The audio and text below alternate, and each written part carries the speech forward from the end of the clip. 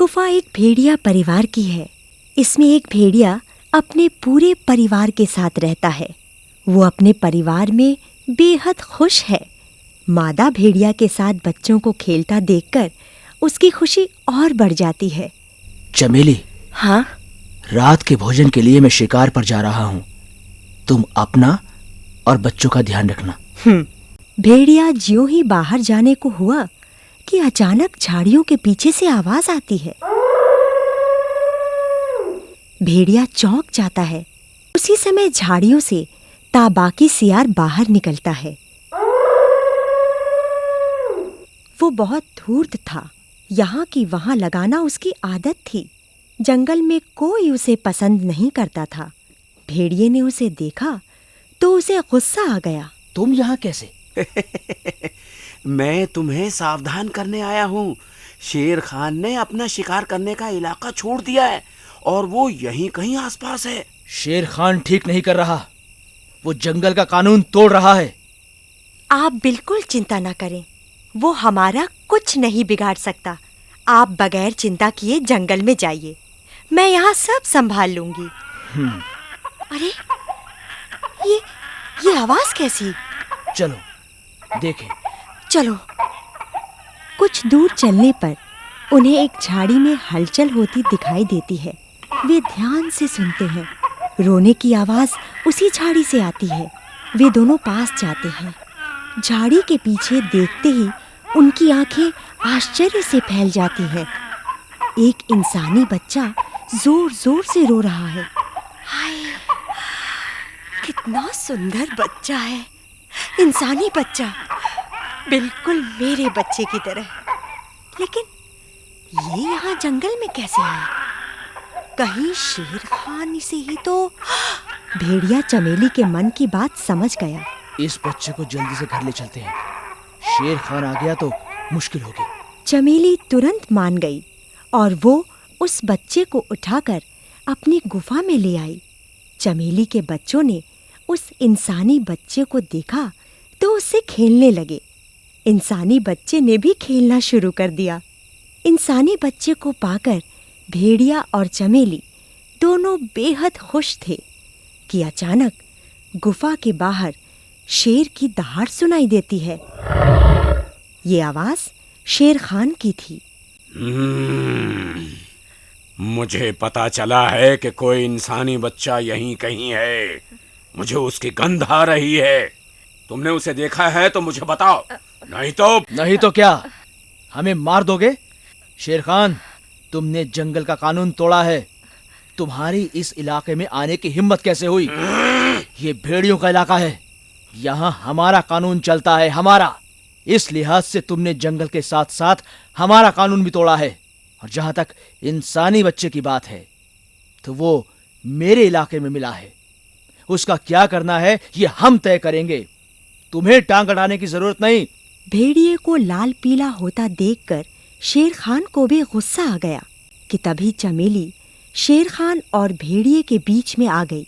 सुन लंगड़े, अब मैं इस इंसानी बच्चे की माँ हूँ और तू अच्छी तरह जानता है कि माँ अपने बच्चे को बचाने के लिए किस हद तक जा सकती है। यदि नहीं जानता तो थोड़ी देर रुक, मैं दिखाती हूँ तुझे। यदि यहाँ से तुरंत नहीं गया तो ऐसी हालत करूंगी कि जिंदगी भर याद रखेगा, समझे? एक दिन यही बच्चा तेरा शिकार न करे तो मेरा नाम चमेली नहीं। याद रखना चमेली, मैं इस अपमान का बदला एक दिन तुझसे और तेरे परिवार से जरूर लूंगा। चल चल, बहुत देखे हैं तेरे जैसे। इस बार तो छोड़ दिया। अगर दोबारा कभी हमारे इलाके में घुसने की कोशिश की तो कुत्ते की तरह दौड़ाए जाओगे, समझे? जा। शेर खान अपना सा मुंह लिए वापस चला जाता है। दोनों वापस गुफा में आते हैं और देखते हैं कि इंसानी बच्चा उनके बच्चों के साथ सुकून की नींद सो रहा है। दोनों उसे प्यार भरी निगाह से देखते हैं।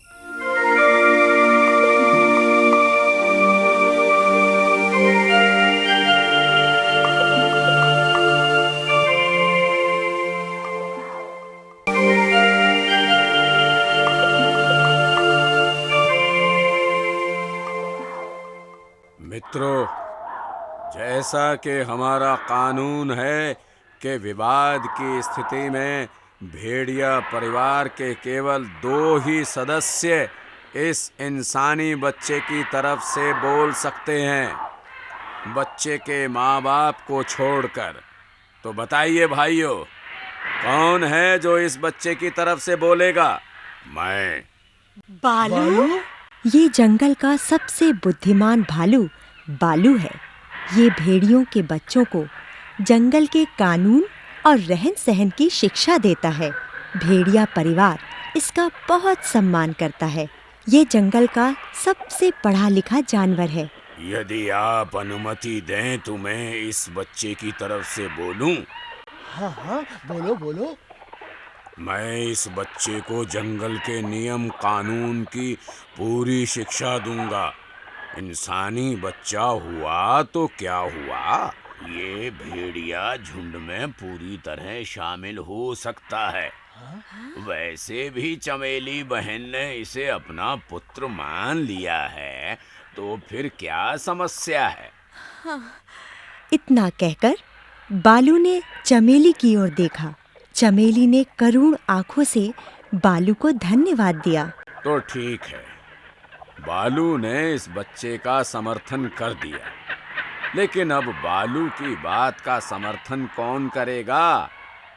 बगैर बालू की बात का समर्थन किए इस इंसानी बच्चे को भेड़िया परिवार में शामिल नहीं किया जा सकता। मैं बालू की बात का समर्थन करता हूँ। बघीरा? हालांकि बघीरा भेड़िया परिवार में शामिल नहीं था, लेकिन उसका भी भेड़िया झुंड में बहुत सम्मान था। लेकिन बघीरा, तुम हमारा कानून तो भूल रहे हो। समर्थन करने वाले को उस व्यक्ति की कीमत भी अदा करनी पड़ती है। भाई, जिसके पक्ष में वो बोल रहा है, बताओ, क्या तुम इस बच्चे की कीमत देने को तैयार हो? मुझे पता है सरपंच जी, इसीलिए इस बच्चे की कीमत देने को मैं तैयार हूँ। मैंने अभी कुछ समय पहले नदी के किनारे एक जानवर को मारा है। आप चाहें तो उस जानवर के मांस की कीमत के बदले इस बच्चे को भेड़िया परिवार का सदस्य बनने की आज्ञा दें। क्या ये सौदा मंजूर है? सरपंच, हमें लगता है कि बघीरा की शर्त मान लेनी चाहिए। आखिरकार ये नन्हा बच्चा भला हमारा क्या नुकसान करेगा? वैसे भी ये चमेली की जिम्मेदारी है कि इस बच्चे को हमारे कायदे कानून सिखा कर पाले। सरपंच भेड़िया कुछ देर सोचता है। पूरी सभा शांत है। ठीक है भाइयों, हमें बघीरा और बालू की शर्त मंजूर है। आज से ये इंसानी बच्चा हमारे परिवार में शामिल हुआ। चमेली इस बच्चे का पालन पोषण करेगी, बालू इसको पढ़ाएगा और बघीरा इसको शिकार करना सिखाएगा। चमेली की आंखों में खुशी के आंसू उभर आते हैं। वो आगे बढ़कर सबका धन्यवाद करती है। इधर शेर खान को ये निर्णय पसंद नहीं आता और वो झल्लाता हुआ जंगल की ओर भाग जाता है। मोगली खुशी खुशी अपने परिवार के साथ रहने लगता है।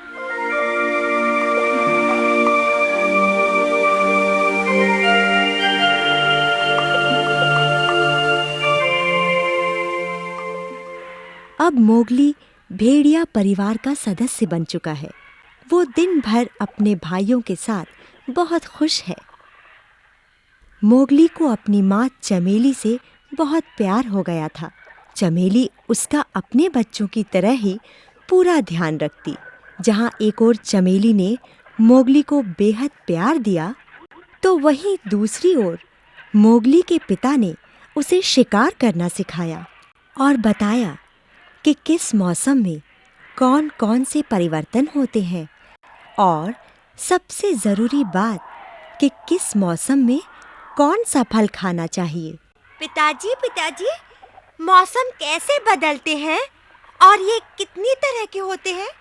कभी बर्फ गिरती है तो कभी वर्षा होती है, कभी सर्दी तो कभी गर्मी। मोगली, तुम्हारा प्रश्न बहुत अच्छा है। हमने अपने जंगल में 4 तरह के मौसम बदलते देखे हैं: गर्मी, बरसात, सर्दी और बसंत। लेकिन हम कैसे पहचानेंगे कि ये कौन सा मौसम है? अच्छा, अभी कौन सा मौसम है बताओ? कौन बताएगा? सर्दी का।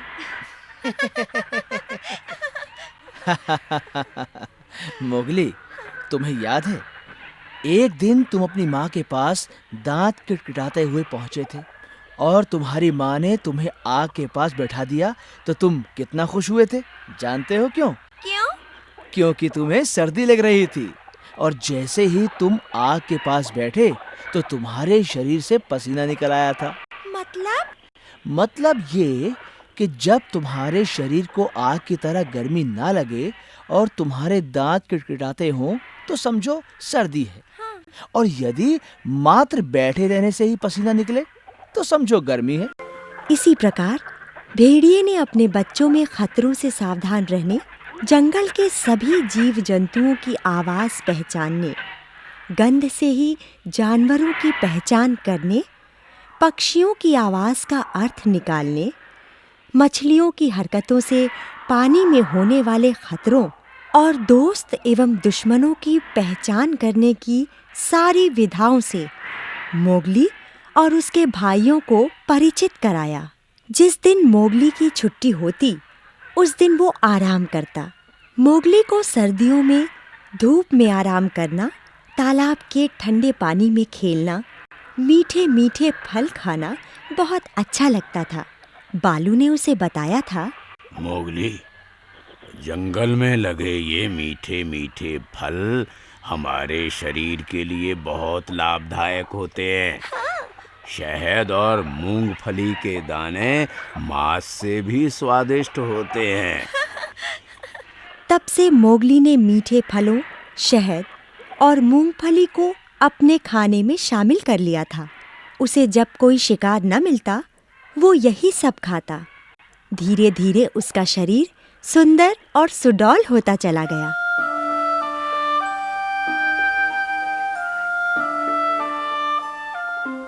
बालू ने उसे पेड़ पर चढ़ना भी सिखा दिया था। वो पेड़ पर चढ़कर शहद के छत्तों से शहद निकालता, मधुमक्खियां उसे काटती तो चीखता चिल्लाता। जंगल में अब मोगली के कई दोस्त बन गए थे। मेओ मोर, चीलू चील, इक्की साही, जंबो हाथी और मांग चमगादड़।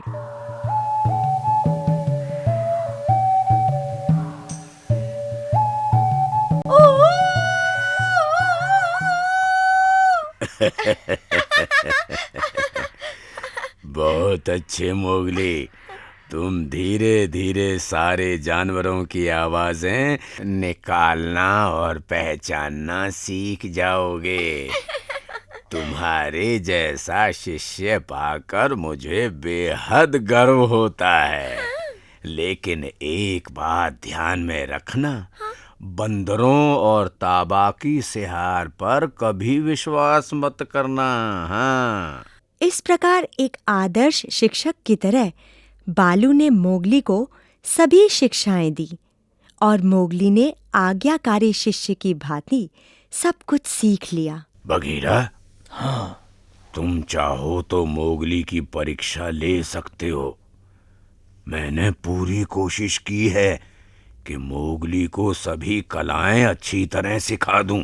बाकी तुम स्वयं जांच लो। मुझे तुम्हारी दी हुई शिक्षाओं पर कोई संदेह नहीं है बालू, लेकिन तुम कहते हो तो मैं मोगली से जानवरों की बोली की परीक्षा ले लेता हूं।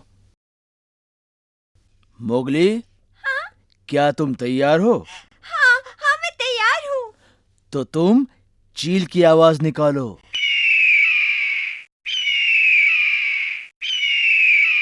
वाह वाह वाह वाह वाह वाह मोगली वाह।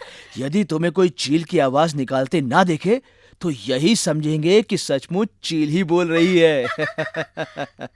अपने शिष्य की प्रशंसा सुनकर बालू फूला न समाया। मोगली, तुम्हें क्या चाहिए? मैं तुमसे बहुत खुश हूँ। मैं तुम्हारी पीठ पर सवारी करना चाहता हूँ बगीरा।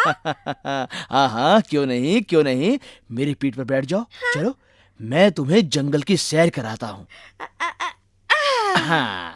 और इस तरह मोगली को इनाम के तौर पर बगीरा की पीठ की सवारी मिल गई। बगीरा भी मोगली को अपनी पीठ पर बैठाकर बहुत खुश हुआ। वो उछल उछल कर चलने लगा। मोगली को इसमें बहुत मजा आया। मोगली, मैंने सुना है कि तुम बंदरों के इलाके में गए थे, जबकि मैंने तुम्हें मना किया था कि बंदरों से दोस्ती मत करना, फिर भी तुम वहां गए। बालू, वे बंदर तो बहुत अच्छे हैं। उन्होंने मुझे मीठे फल खाने को दिए और प्यार भी किया। फिर तुम क्यों कहते हो कि वो बहुत गंदे हैं? तो उन बंदरों ने तुम पर जादू कर दिया है। बालू ठीक कह रहा है मोगली, उन बंदरों पर विश्वास नहीं किया जा सकता। मोगली मेरे बच्चे, तुम्हें पता है कि तुम इस जंगल के सबसे होशियार प्राणी हो। बंदरों को इस जंगल में उनकी गंदी हरकतों के कारण कोई पसंद नहीं करता, इसीलिए वो चाहते हैं कि तुम उनके साथ मिल जाओ, तो सारे जंगल में उनका राज हो जाए और वो अपनी मनमानी कर सकें। तभी अचानक नारियल के टुकड़े और फल तीनों के सिर पर पड़ते हैं। मर गया। तीनों चौंक कर ऊपर देखते हैं। उनका मुंह आश्चर्य से खुला रह जाता है। उस पेड़ के ऊपर ढेर सारे बंदर बैठे उनकी बातें सुन रहे थे। बगीरा और बालू की बातों से गुस्सा होकर वो नारियल और फलों के टुकड़े फेंक कर मार रहे थे। अरे बाप रे बंदर, इन नालायकों से लड़ना बेकार है। चलो भागो यहाँ से, चलो।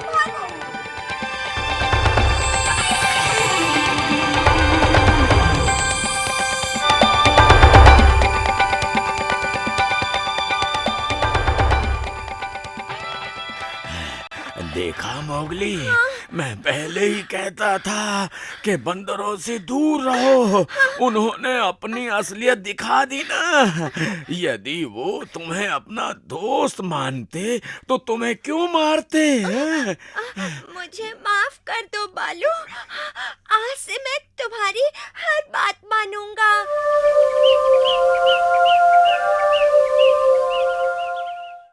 मोगली, हाँ? मैं देख रहा हूँ कि तुम्हारा मन आज पढ़ाई में नहीं लग रहा है। क्या बात है मोगली, कोई परेशानी है? अरे कोई परेशानी हो तो मुझे बताओ। बालू, क्या पढ़ाई करना इतना जरूरी है? हाँ? मुझे तुमने खूब पढ़ा लिखा दिया और मैंने सीखा भी है, लेकिन अब भी पढ़ना। मैं जानता हूँ कि अब जो भी मैं तुम्हें पढ़ा रहा हूँ वो पढ़ाई तुम्हें बोर कर रही है।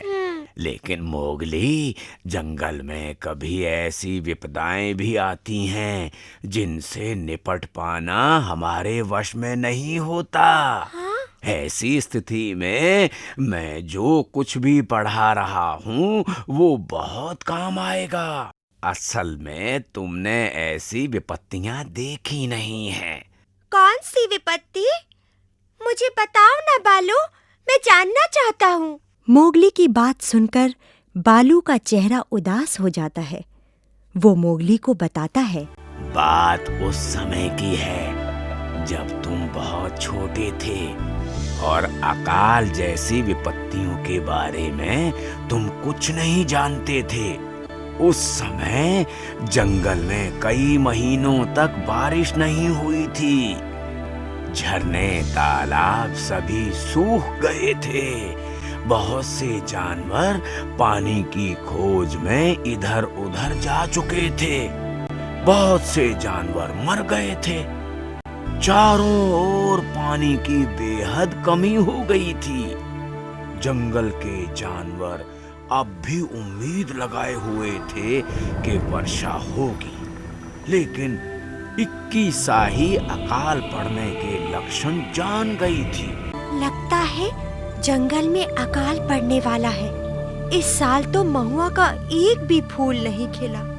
इस बार का अकाल बहुत भीषण अकाल होगा। जानवरों को सावधान करना होगा। पहले इसकी सूचना बालू को देनी चाहिए। हाँ,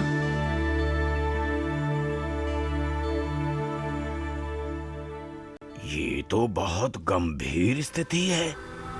जंगल का बुरा वक्त आने वाला है और जंगल के जानवर अभी इस गंभीर स्थिति को समझ नहीं पाए हैं।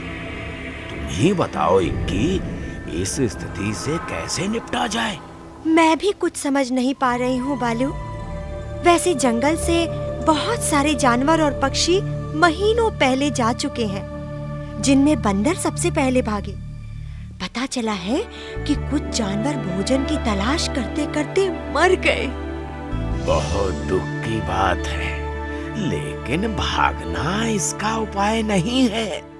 ये समय एक साथ इस मुसीबत का सामना करने का है। हाँ,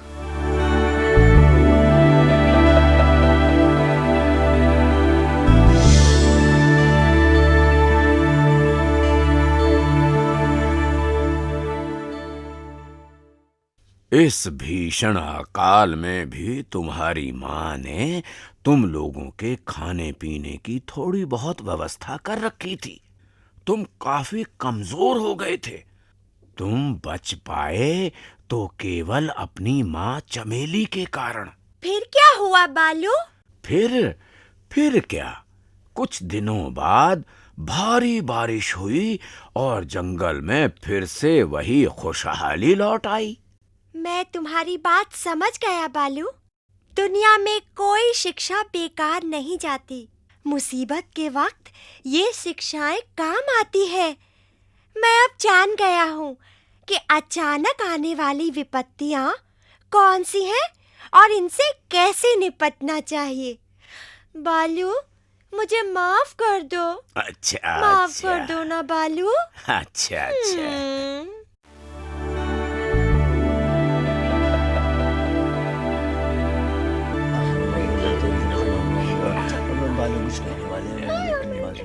भाइयों और बहनों, आप सबको पता है कि जंगल में पिछली बार की तरह इस बार फिर भीषण अकाल पड़ गया है। ये बैठक इसीलिए बुलाई गई है ताकि पिछली बार जो हमने गलतियां की हैं वो इस बार ना हों। पिछली बार कुछ बदमाश जानवरों ने अकाल का फायदा उठाकर वेण गंगा में पानी पीने जाने वाले जानवरों को धोखे से मारा था। लेकिन भाइयों, इस बार ऐसा नहीं होगा। हाँ, बालू ठीक कह रहा है। हम सब ने मिलकर एक ऐसा कानून बनाया है जिससे ऐसी विपत्तियों में कोई किसी का शिकार ना कर सके, लेकिन वो भी कुछ विशेष जगहों पर। वो कौन सा नियम है? जल आपातकाल कानून। जल आपातकाल कानून? ये कैसा कानून है? कृपया शांत रहिए और बालू की पूरी बात सुनिए। जैसा कि आप सभी जानते हैं कि भोजन के बिना रहा जा सकता है, लेकिन पानी के बगैर जीवित रह पाना मुश्किल है।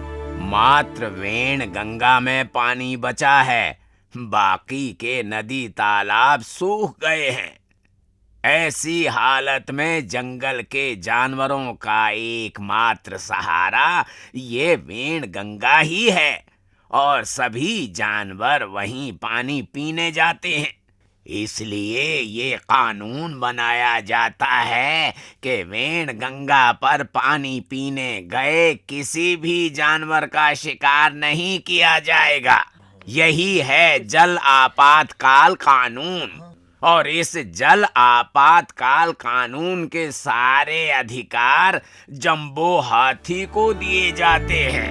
यदि कोई भी जानवर इस कानून को तोड़ता है तो जंबो हाथी उसे सजा देगा और वो सजा उस जानवर को माननी होगी। शेर खान, ये कानून तुम्हारे ऊपर भी उतनी ही कड़ाई से लागू होगा जितनी कड़ाई से किसी दूसरे जानवर पर लागू होगा। और यदि तुमने इस कानून को नहीं माना तो तुम्हें इस जंगल को छोड़कर जाना होगा। मैं जानता हूँ कि ये कानून तुम लोगों ने मेरे लिए बनाया है। देख लूंगा मैं तुम सबको, और इस इंसानी बच्चे को तो मैं देख ही लूंगा। इसी ने तुम लोगों को ये सुझाव दिया होगा।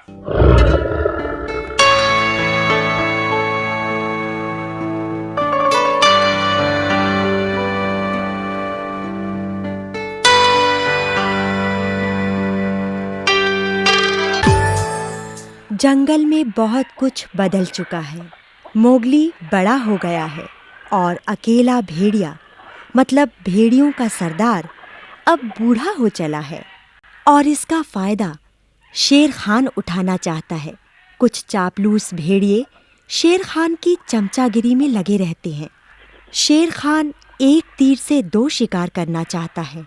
एक तरफ वो मोगली से बदला लेना चाहता है, तो दूसरी तरफ जंगल में अपना एक छत्र राज्य स्थापित करना चाहता है। और इसके लिए ज़रूरी है अकेले भेड़िए को भेड़ियों के सरदार के पद से हटाना। इसके लिए उसने प्रयास तेज कर दिए हैं। इधर बघीरा को शेर खान की इस चाल का पता चल गया था। उसने मोगली को चेताया। मोगली, हाँ? तुम्हें शेर खान से सावधान रहना चाहिए। मुझे पता चला है कि उसने कुछ मक्कार भेड़ियों को अपनी ओर मिला लिया है और अकेले भेड़िए को सरदार के पद से हटाना चाहता है। तुम्हें तो पता है ना कि अकेले भेड़िए के सरदार के पद से हटते ही सबसे ज्यादा मुसीबत तुम्हें ही उठानी पड़ेगी।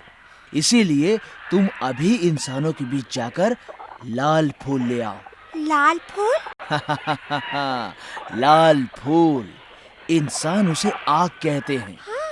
यदि वो तुम्हारे पास रहेगा तो भेड़िया तो क्या, शेर खान भी तुम्हारा कुछ नहीं बिगाड़ सकता। तो अभी जाओ और तुरंत उसे लेकर आओ। हाँ, अभी जाता हूँ।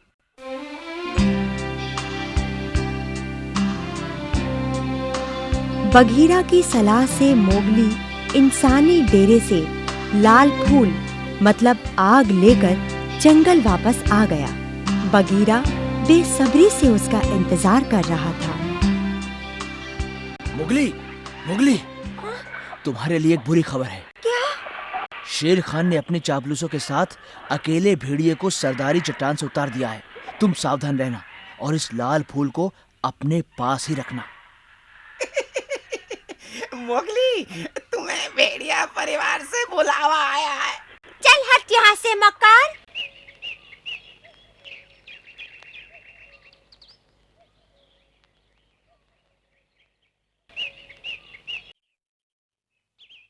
शेर खान, तुम्हारी हिम्मत कैसे हुई इस सरदारी चट्टान पर बैठने की? हमने तुम्हें अपने परिवार से निकाल दिया है मोगली। अब तुम्हारा कोई अधिकार नहीं बनता हमारे बीच रहने का, समझे? और वैसे भी तुम इंसान हो, इसलिए झुंड में तुम्हारा कोई काम नहीं है। अच्छा, तो आ जाओ। यदि तुम लोग मुझसे जीत गए तो मैं स्वयं ही यहाँ से चला जाऊंगा। क्या? शेर खान, आज मैं तुझे इस बेइज्जती का मजा चखाऊंगा। क्या? तूने हमारे झुंड की एकता को तोड़ने की कोशिश की है और सरदारी चट्टान पर बैठकर हमारे सरदार का अपमान किया। तूने और तेरे इन चापलूस भेड़ियों ने मिलकर धोखे से सरदार को सरदारी चट्टान से उतार दिया है। शेर खान, तुझे इसकी सजा मिलेगी। तुम मुझे सजा दोगे मोगली? हाँ। अपने आप को देखा है क्या? पिद्दी और पिद्दी का शोरबा। हाँ। आज मैं तुझे खत्म करके अपना बदला लूंगा।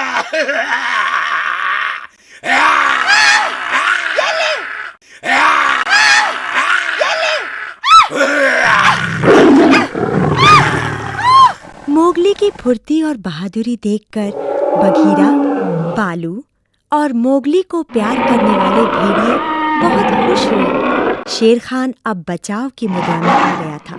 उसकी पूंछ थोड़ी झुक गई थी। ये ले आदमखोर शैतान, और ले। शेर खान इस आक्रमण से संभल न सका और गिर पड़ा। और इसके पहले कि वो संभलता, मोगली उसकी गर्दन पर सवार हो गया। बहुत अच्छे मोगली, बहुत अच्छे। मार दे इस शैतान को। तभी शेर खान एक झटके से उठ पड़ा।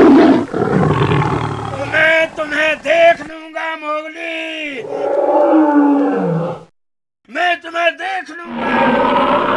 शेर खान, अब तुम यहाँ से चुपचाप चले जाओ। यदि दोबारा कभी यहाँ आए तो मैं जान से मार दूंगा। जाओ। मोगली, तुमने बहुत अच्छा काम किया है, लेकिन तुम्हें अब भी सावधान रहना चाहिए। बगीरा ठीक कह रहा है मोगली, तुम्हें शेर खान से सावधान रहना चाहिए।